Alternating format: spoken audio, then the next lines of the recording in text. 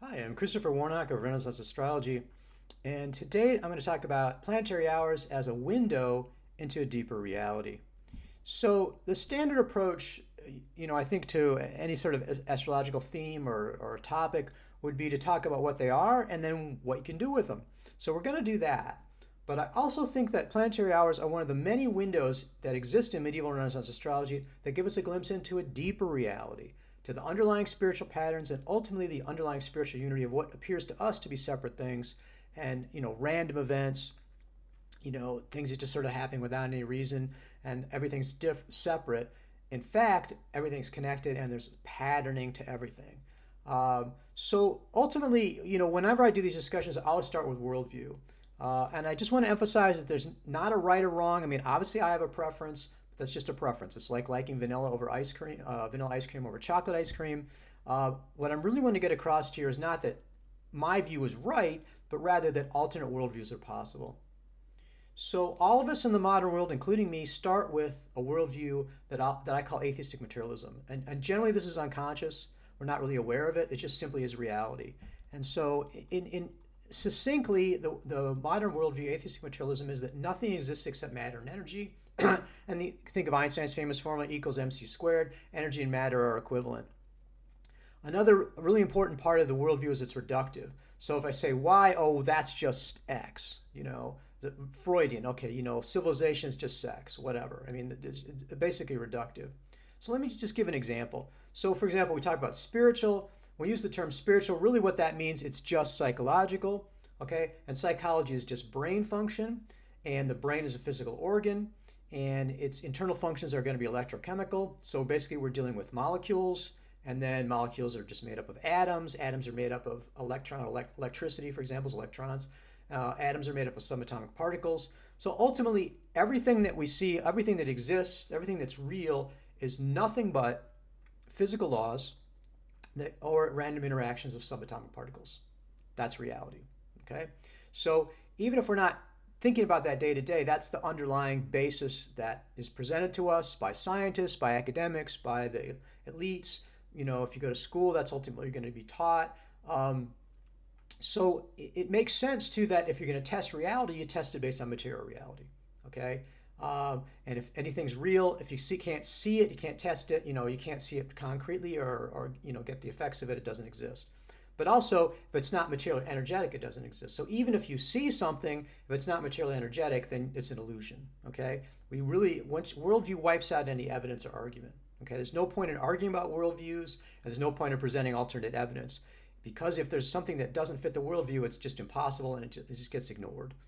So this is just the approach. So when we take this basic modern atheistic materialism worldview, what's typically happening in the esoteric field is that we layer on top of it the use of spiritual things. So right from the get-go, it's sort of problematic. You've got this inherent contradiction, which is ignored in most cases, is that you're doing something spiritual when there is no such thing as spiritual. So again, you do the redefinition. So basically, the approach the typical approach of modern esotericists is what I call scientific magic.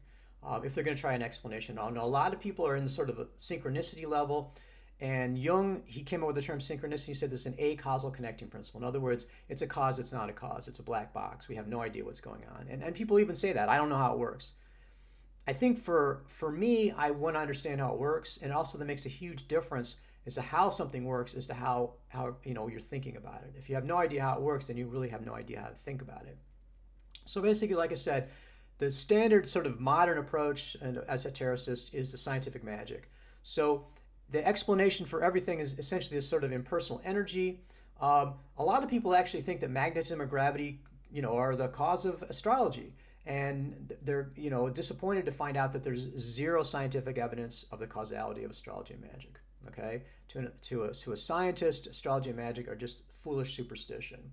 Okay, so what more sophisticated esotericists will say is, well, it's a type of energy. It acts like scientific energy. It just isn't detectable by science. So, that's essentially how your thinking operates. And with that as the basic thinking, then everything sort of follows from that. So, for example, this is where we get the whole popularity of the quote sidereal zodiac. And now I'm going to put a link in there. I have a whole page, a long explanation of that. But basically, what's behind the popularity of it, why it seems to people obviously true, it has to be true.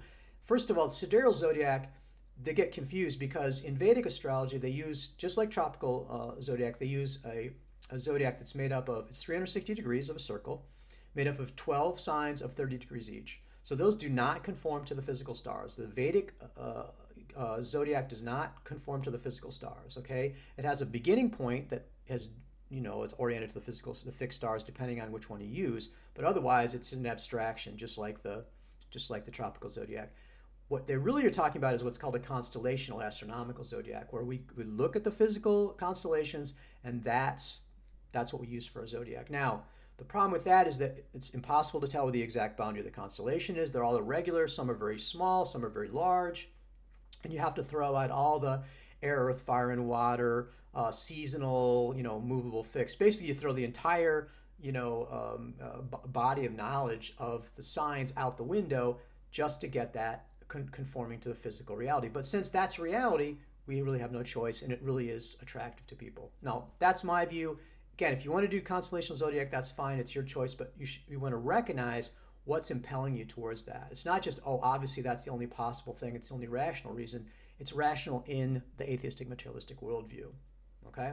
So anyhow, check that link if you're interested in it. But it's interesting. We're talking about planetary hours. It's funny because, we tend to look at our traditional sources, and say, okay, these guys are operating in a different worldview. They're operating in this pre-scientific, pre-atheistic materialism, spiritual worldview, traditional worldview. But as you look at it, a lot of the stuff that we're using for the English sources are from the 17th century, okay? And by the time you get to the late 17th century, you're really starting to see the influence of atheistic materialism. And so I was looking at a source, it's called The Soul of Astrology by an astrologer named William Salmon. And if you look at pages 123 to 125, he's got a whole section about 10 different reasons why he doesn't like the planetary hours. He's like, you got to get rid of the planetary hours.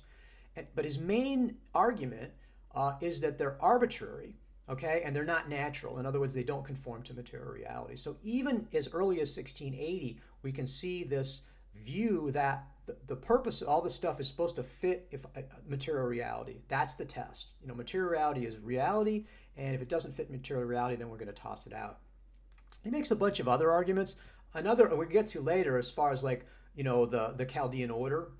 So why is it that if the days of the week have the days of the week order, how come we're not using the Chaldean order like the planetary hours? So we should throw it all out. It doesn't make any sense to me. So remember that argument, because we're going to explain in detail, and it fits in with my whole purpose of the underlying cycles of reality. So let's just jump into planetary hours. So Salmon says, okay, throw them out, don't use them. Okay, well, what are they? What are the planetary hours? So the basis of the planetary hours is actually quite natural. It's a natural day. And it seems weird. Why is the day starting at midnight, in the middle of the night? It's dark. It's not the beginning of the day. The day begins when the sun rises, right? When you first see the sun comes up, sun's out, that's the day. When the sun sets, that's the night. I mean, that seems natural to me, and that's the older day, and that's what the basis of the planetary hour is, because the planetary day is basically from sunrise to sunset, and the planetary night is from sunset to sunrise of the next day. So you take that planetary day, divide it by 12, and you get the planetary hours for that particular day. Again, you take the time from the sunset to sunrise of the next day, divide by 12, and again, you get the hours of planetary night. Now, unless you're in the equator or unless you're at the equinoxes, what you're going to have is that the day and the night are of an equal length. So William Lilly, again, famous astrologer, wrote Christian Astrology, 1647, our key horary text. He says, in Christian Astrology, he says, well, planetary hours are also called the unequal hours, okay? So what's going to happen is it's not something you can look up, by looking up the time zone. That's not going to help you. Planetary hours are location specific because sunrise and sunset are location specific. Okay, so if I'm in Chicago, I'm going to have one set of planetary hours on a particular day. If I go to Boise, then I'm going to have a whole different set of the timing for the planetary hours, because again, the sunset and sunrise are going to vary. Now, for a particular location, it's always going to be the same on the same date. So every August 20th, you can be sure that It's going to have the same planetary hours. So as I said, in the summertime, the hours of the day are longer than the hours of the night. And in the wintertime, the hours of the night are longer than the hours of the day. So what you could do is you could just look up, you can Google search it, what sunrise and sunset are for a particular location, and you can divide by 12. Okay, and what I'd recommend you do is to do it by seconds. If you do your calculations by seconds, convert everything to seconds, and then convert it back into hours and minutes. And that's going to give you a more accurate timekeeping. And I have students in my courses, in my astrological magic course, my other courses, I just have them do it by hand once for their locations, just so you get a sense of how to do it. But that's not how I'm usually doing it. I mean, there are standalone online planetary hours calculators. I have a couple. There's a link to them. Check those out. Very useful. You can figure it out for your location. And also typical astrological software, SolarFire, AstroApp, I think, as well, which I recommend. Also have the planetary hour on the chart. So you're looking at a chart. One of the readouts there will give you the planetary hour as well. So in terms of determining it, it's pretty easy. We have software to do it, but it's kind of good to understand how it works and and what the origin of it is. And it's like the reason that the day starts at midnight is that's when the sun is at the zenith. Okay, and the sun's going to be, midnight's going to be when the sun's directly beneath us, and then noon is when the sun is directly overhead. So that's where that stuff's coming from in terms of its astronomical day versus a natural day. Now that stays the same. Again, that's where you get the 60 minutes of an hour. It never changes. Unlike the planetary hours, those are always going to be moving around. So the planetary hours follow the Chaldean order. And again, this is another example of, again, going against Salmon is completely natural because the Chaldean order follows the speed of the planets. If you look up in the sky and you look at those planets apparently orbiting the Earth, from our perspective in the geocentric astronomy, you're going to see this, it perfectly follows the Chaldean order. The slowest is a Saturn, and then they speed up in order. So then Jupiter, Mars, Sun, Venus, Mercury, Moon, and repeats to Saturn. So the Chaldean order, again, perfectly natural. And then the next thing we need to know about planetary hours is the planet that rules the first hour of the day also rules of the entire day. Okay, so if you think of the 7 days of the week, you got Sunday is the sun's day of the sun, Monday is the day of the moon, and then through all the different, all 7 days, and that's the origin of the week. It's planetary. That's where they came from. It's named after the planets. Let's just jump to what you use the planetary hours for.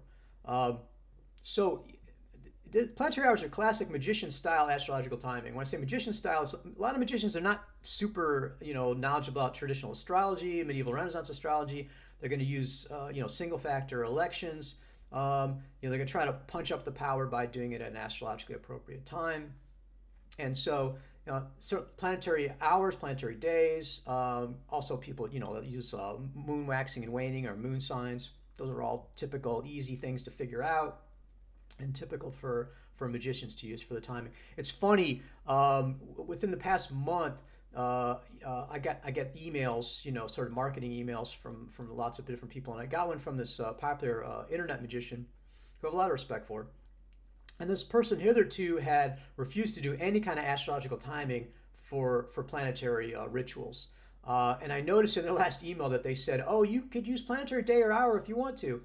And I suppose it's possible that they decided it was useful. I have a feeling, though, that they were sort of beaten into submission by the social media dogma.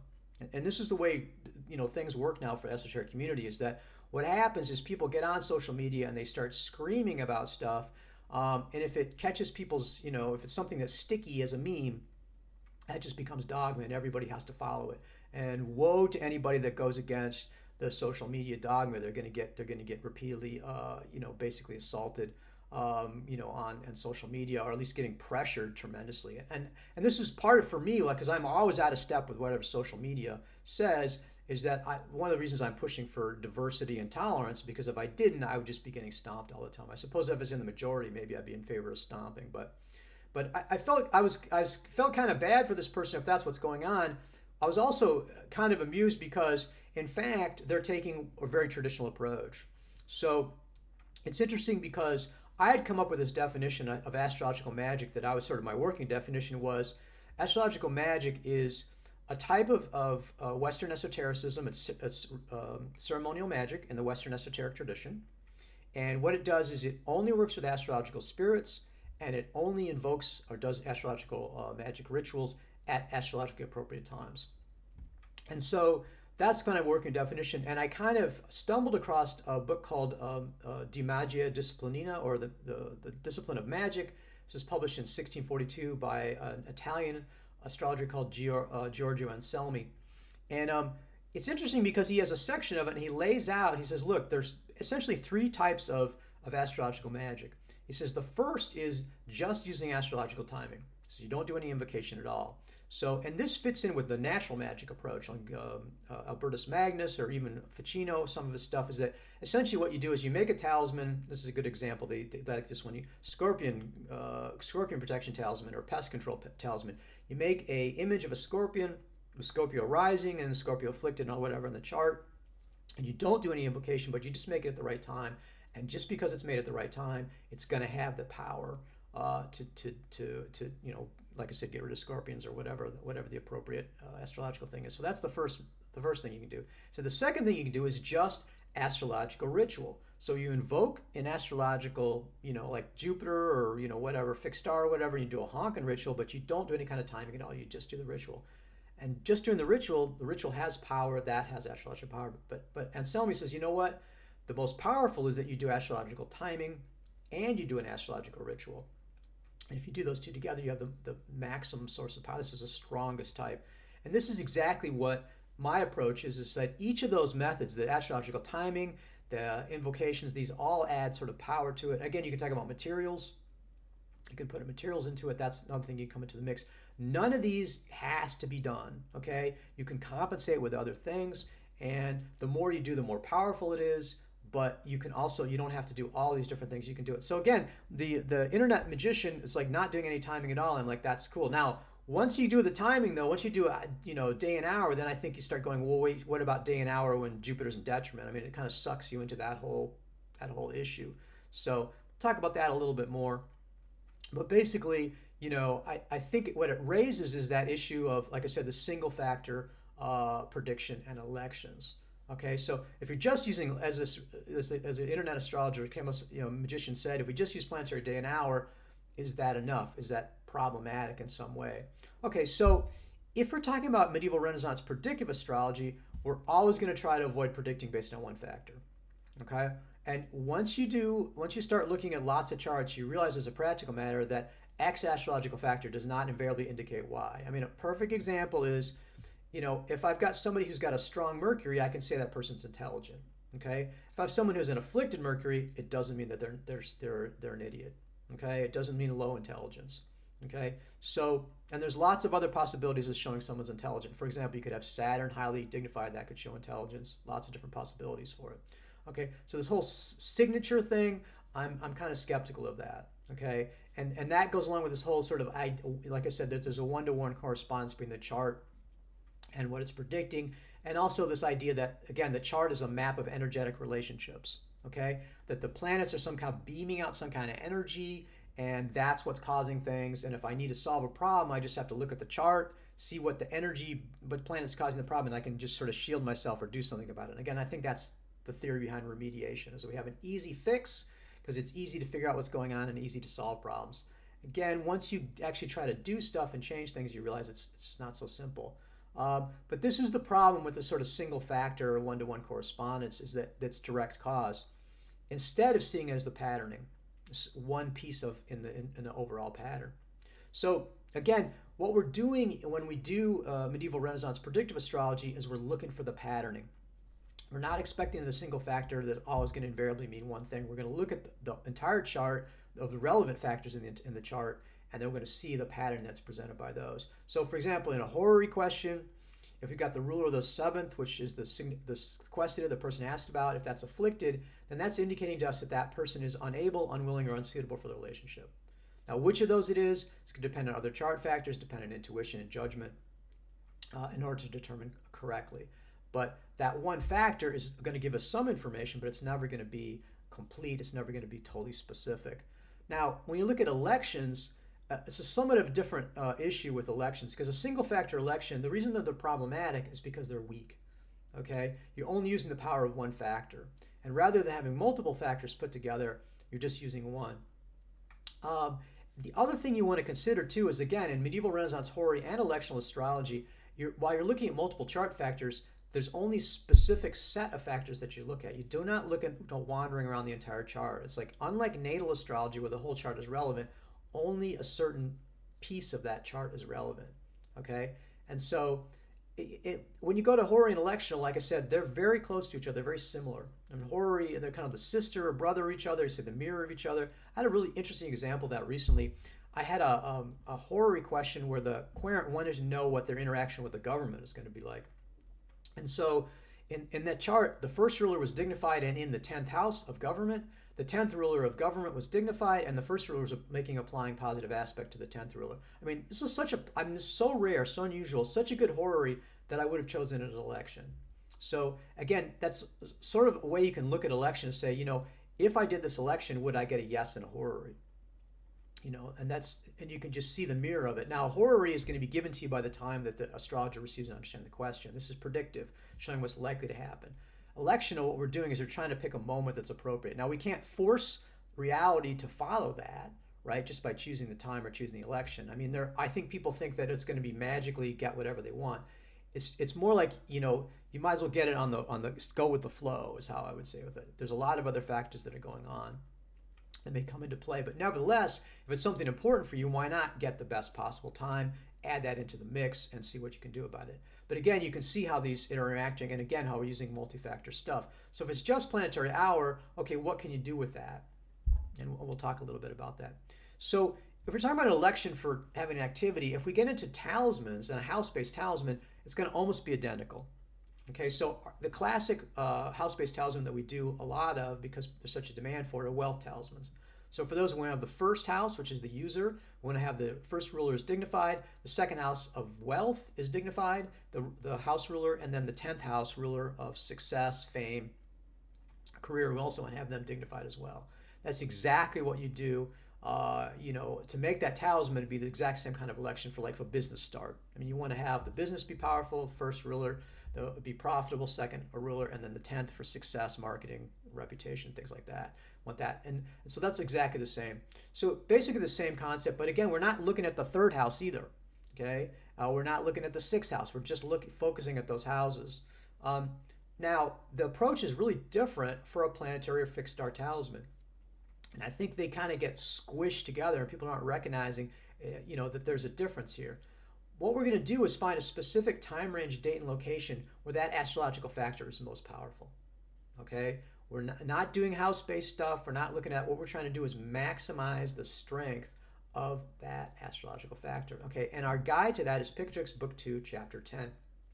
Now, I take what I would call an essentialist approach.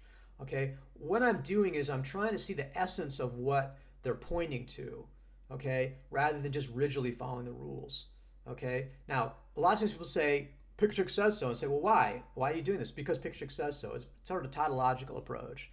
And I think the assumption is, well, we don't know what we're doing. We got to follow the rules. If you don't follow the rules, you're going to get in trouble, and it won't work, or your head's going to explode or something like that. But we don't understand what the purpose of it is.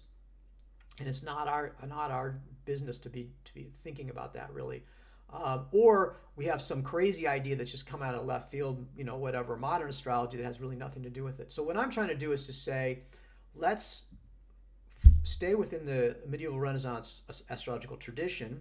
Let's think the way they thought, but let's also not be bound by the literal language of stuff because it often is fragmentary or confusing. There may be too much stuff there that we don't need, or things that we need to take out, or things we need to add in. So as I look at Pictrix Book 2, Chapter 10, really the essence, as you look through all those elections, is to maximize, these are for planetary talismans, 3 key factors, okay, that are key factors for strength. And nothing, strange from the rest of medieval Renaissance astrology. Very, plain vanilla, exactly what you'd be looking at if you're looking at a horary election in terms of strength. So you're looking first at essential dignity of the planet, you're looking at angularity, and then you're looking at the planetary hour, all of which are associated with the planet, all of which are powerful for that planet if they brought together. The other thing I do is I add in my knowledge of medieval Renaissance astrology, and I want to make sure that that planet is not afflicted.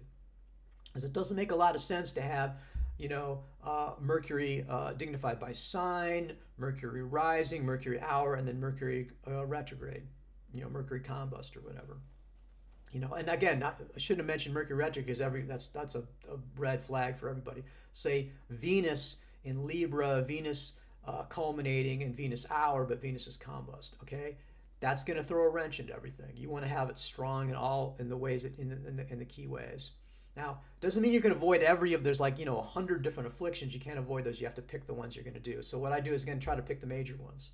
I'm not worried about the minor afflictions and inside at pity degrees or azime degrees, whatever that is. We're not worrying about that. We're focusing on combustion, retrogradation, applying squares or oppositions, and applying conjunctions of afflicted planets. So again, you can see how the planetary hours come into this multi-factor approach. It's going to add power. It's also another way to look at it from a devotional approach is that this is a very respectful time to do it. You're really knocking yourself out to get a time that's most appropriate for that planet. It's going to be happy with that. Facino talks about creating lures, and so that the world soul through the celestials is happy to dwell in the talisman. It's like, oh, this is cool. We like it a lot. It's like having a friend. You come over and you've got all the stuff they like.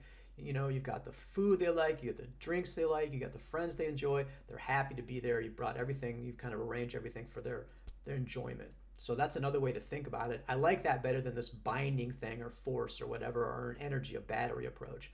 But those are all, again, if you want to take a battery approach, that's cool too. It's not wrong. It's just a different alternative approach. I think that it's interesting too because I've recently had a couple emails and people saying, did you why haven't you? Basically, it was very kind of almost aggressive of like, how dare you not make a talisman with Jupiter, conjunct Sirius or Jupiter or conjunct Venus or whatever it was. And there's multiple factors. And they're just like, how could you even think about not doing this again? Because there's all this screaming on social media about how wonderful this is. And they're not seeing the underlying assumption here. And so if the underlying assumption is you're going to jam in as many disparate factors into the talisman as you can, that, as far as you're concerned, add power to it, well, then that makes perfect sense that that's the approach you want to take. And so, on the other hand, if you're trying to say, I want to maximize a single factor, I want to make this a sun talisman, I want to have this as strong as possible for the sun, because I'm trying to build up a relationship with the sun. This is a devotional approach. Then you wouldn't follow that approach. I mean, the other problem I have with multiple, like I said, Jupiter Sirius or Jupiter Venus is like, okay, how do you reconsecrate it? And inevitably what you're having to do is split it. So you're going to have to do Jupiter hour and only do Jupiter. I mean, you're not going to be able to recapitulate that election again in order to do the consecration. So I guess you don't reconsecrate again. I mean, or whatever. It raises a certain amount of problems. Now with house-based talismans that use multiple planets, I'll say, for example, if it's a combination of Saturn and the moon, I say do it Saturn day, moon hour, or moon day, Saturn hour. That's just something I invented, again, to deal with that sort of problem. You don't have that problem with the sun talisman. Okay, if it's just a sun talisman, you sun hour, and so that's. But again, there's nothing wrong with packing as much stuff into it as long as you recognize that that's what your underlying purpose is. Just like there's nothing wrong with saying, okay, I just make talismans that are single factor, And it's interesting because Picatry says nothing about packing a whole bunch of stuff in there. It doesn't have multiple, planet plus fixed star talismans. All the fixed star, it doesn't have many fixed star talismans at all, really, well, maybe one. But if you look at the fixed star, Hermes and the 15 fixed stars, the talisman elections is just moon applying to that. I mean, every single fixed star, it's moon applying to that fixed star with a benefic aspect. And it's not a moon talisman either. It's just because the fixed stars are a long way away from us, we need the moon to kind of bring the influences of it to us. Again, these are like, I suppose you can make it up and jam all the stuff in there. It's not coming from a traditional source. This is just something people have made up on their own. And then again, they're shouting out about everybody else is wrong. Mine's the only way to do it. And I'm not saying that. I said, if you want to make these kind of talismans, that's great. So let's step on from single factors. So like I said, I was kind of dumping on single factor elections because they're weak. That's actually kind of useful. And so when you got a multi-factor election, it's what I call high intensity. So you're very powerful from many different factors, but it's only going to be a very short time in which all those factors are there. So it's a short-lived election, and it's going to be rare that they're going to have all those factors appearing together. So this is the thing about talismans. I mean, we had a year, we couldn't make Mercury talismans because they didn't fit our basic, having Mercury, rising or culminating dignified by sign or exaltation and Mercury hour. We couldn't get those, and Mercury unafflicted. We couldn't find an election for that. We had to wait. Saturn talismans, we're going to have to wait a long time before Saturn gets into a place where he's as strong as he was back in Aquarius. So those super powerful elections are cool, but you're not going to be able to do it very often. Now, the flip side of it is using single factor, but doing a constant repetition. So, for example, the Daily Planetary Practice, I have a link for that. I do just a planetary day. I mean, you could do planetary hour too if you wanted to, but for me, it's just I do it every single day. I invoke the planet that rules the day. So it's Saturday, I'm going to invoke Saturn. Sunday, invoke the sun, etc., etc. And I've been doing that for 20 years. Even though it's weak individually, the constant repetition of it leads to strength over time. And this is the way I explain. I said, what if you have this friend, and when you get together with a friend, you do, only once a year, but you do something super intense. You do some adventure travel, you're climbing Mount Everest, whatever. You're parachuting, doing some really crazy, exciting stuff. It's always really amazing, but you only do it once a year. This other friend, you basically see every couple days, and all you do is hang out, but you see that person constantly. Now, who are you going to be better friends with? Probably with a person you see constantly. So from a devotional standpoint, there's a lot of benefit from doing these ritual. And the other thing I have, for example, for fixed stars is I have what I call a blitz. Now, fixed stars, to do it every day, you need to have the fixed star rising or culminating. So that's a single factor for that. But again, I do a blitz of you do a week of every day, and then you do once a week for 3 weeks. So you do a total of 10. So again, it's powerful. It's intense. Even though you're doing a low intensity election, you're doing a lot of them. So those can be useful too if you have a little bit of a kind of an allergic reaction to the planet. It's like a planetary charity is the best. But I mean, I don't get along that well with Mars. My Mars is a retrograde, but I have never had any problem with the Daily Planetary Practice because it's a low intensity practice. Okay. Now, plenty of people have great results from thousands of planets afflicted in their charts. Other people have a little more variable results. So something to think about when you're doing it. So again, I've basically gone through what the planetary hours are in brief, and then what you can use them for, and all these different examples. So that's typically would be the end of the discussion. But what I'm going to do is kind of go deeper into this and do as a window into spiritual cycles and the unity and order that underlie reality. And what I'm going to do for that is I'm going to flip over, I'm going to look at some diagrams, and then we're going to also look at my third planetary hour page.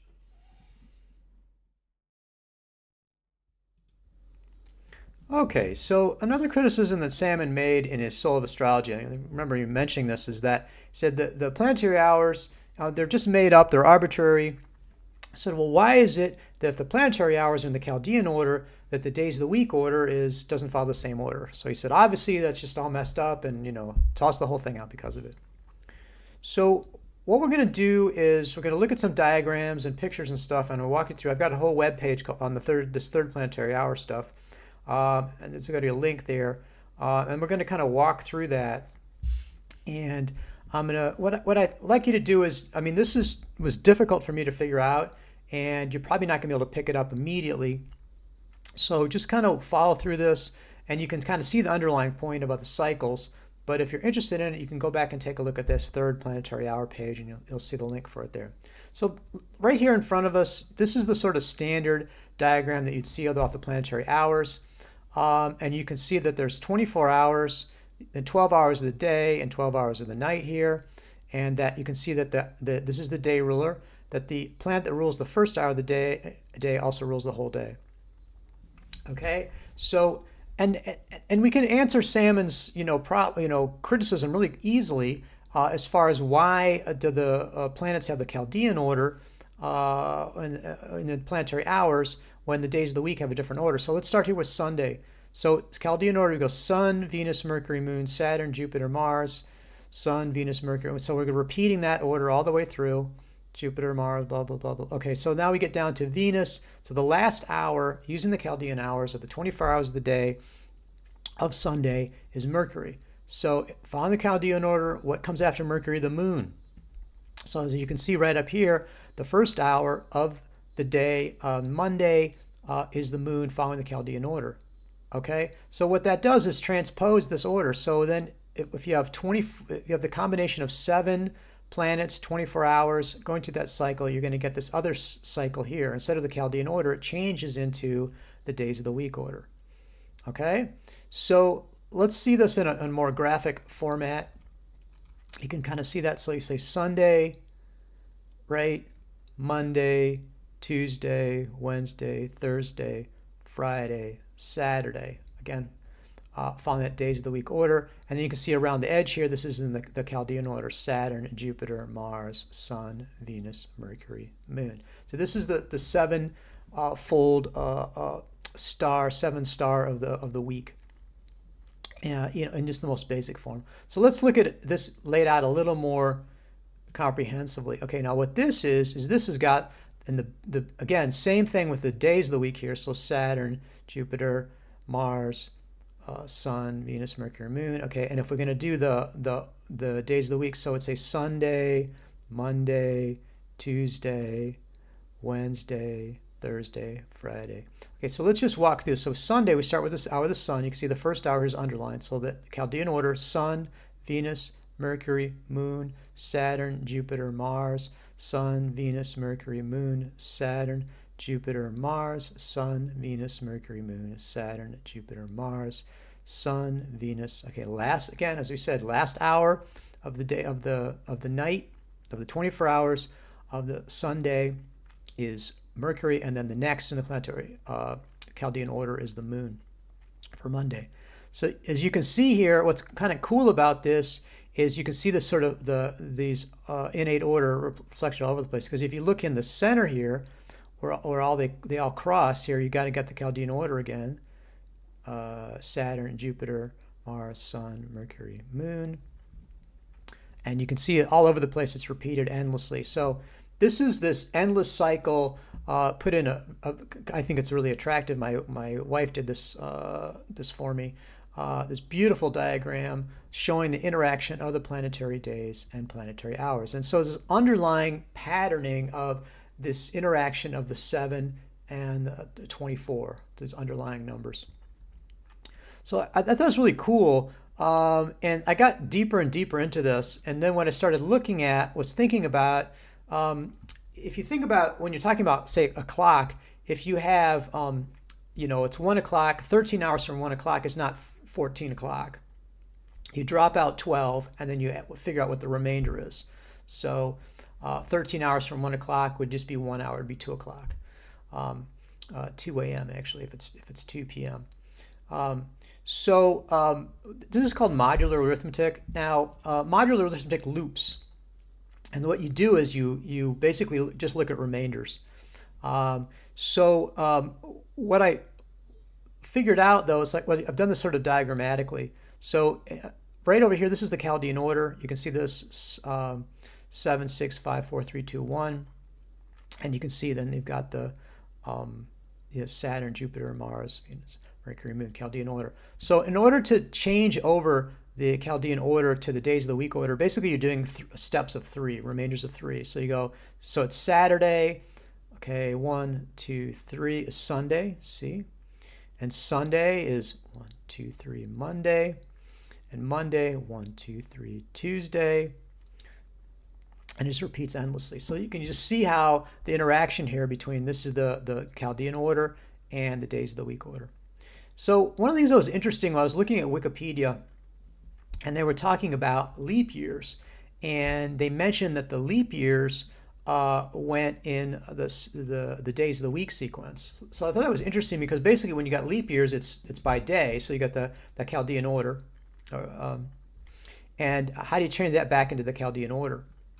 So what I recognized with there was that the steps are steps of 5 in modular arithmetic. So this is the days of the week order: Sunday, Monday, Tuesday, Wednesday, Thursday, Friday, Saturday. If you want to change that into Chaldean order, you do a step of 5. 1, 2, 3, 4, 5. So there's Venus, and then 1, 2, 3, 4, 5 Mercury, and then 1, 2, 3, 4, 5 Moon. And so you can see that changes into the Chaldean order. So I thought that was really interesting that you could change back and forth between these two orders depending on how many steps you took. And then what I did was I thought, well, what if we go through every single step? So this is going how the order changes depending on what you do. It's steps of 3. So it changes from the Chaldean order to the days of the week, to the third planetary order, to the Chaldean order backwards, to the days of the week backwards, to the third planetary order backwards, and then back into the Chaldean order. So basically, with these steps, you're transforming and making all possible transformations of the seven. And so the basic, what the Chaldean order and the days of the week order are two of the basic possible combinations or permutations or patternings of seven. And this third planetary order is the third one. So there's no other way, no matter what steps you use and no matter what you do, you're never going to have any other ordering other than if it's the Chaldean order, days of the week, and the third just by doing steps. I mean, you could change it around, but by going 1, 2, 3, 4, 5, 6, 7 steps, you can never change any other possible order. I think of it like a folding. There's only 3 different ways you can fold. And no matter what you do, you can't avoid having those threefold patterns. And this is just built in and inherent in the number 7. So what I came up with here is this. We know the days of the week order. We know the Chaldean order. This is the third planetary order. Okay, so it's Mercury, Saturn, Mars, Venus, Moon, Jupiter, and the Sun. And so I thought that was very interesting. And then when I posted this, someone pointed out to me, and this is what I find really, really fascinating, is that the third planetary order actually reflects the Dorothean triplicity rulership. So if you look at here, you've got the air is ruled by Mercury and the Sun. Water is ruled by Mars and Venus. Earth and shares that Venus. Venus and the Moon rule Earth triplicity, and then the fire triplicity is ruled by Jupiter and the Sun. I thought that was really, really fascinating. And so that, I think, there's another, there's a variety of things you can take a look at here. Some people are talking about, okay, you can look at the atomic number. So the third planetary order also reflects the atomic number of the number of protons, which I think is really fascinating. There's a variety of other things. You can do planetary minutes, you can do planetary seconds. You can't really use those for anything because it's such a transient amount of time, but you can see how this underlying patterning allows you to transpose from the hours to the days, to the seconds, to the minutes, and how that all works. So I found this really quite fascinating, and I think it's a pretty effective answer to Salmon, who is claiming all this stuff is just made up. Basically, he doesn't know what he's talking about, and you can see what's happening is that we're really able to see these underlying orders they're inherent in the nature of number. You know, and it's interesting how science has kind of hijacked number, as you know, this atheistic materialism has said, but mathematics is incredibly abstract and basically spiritual and shows these underlying patternings of all things. So again, like I said, very interesting to see. You can see what you can use for planetary hours. They give a lot of insight into the sort of practical technique. But the planetary hours also, and I think, this what I call the hour star here gives it's not only beautiful, but it gives us incredible vision of the underlying patterning and order of reality that can be glimpsed then through medieval Renaissance astrology. So I hope you find that interesting and useful. And I urge you to take a look at those links. Think about some of particularly this third planetary order. Think about this, the underlying nature and unity of the cosmos that's revealed through the planetary hours, and then many other techniques in medieval Renaissance astrology.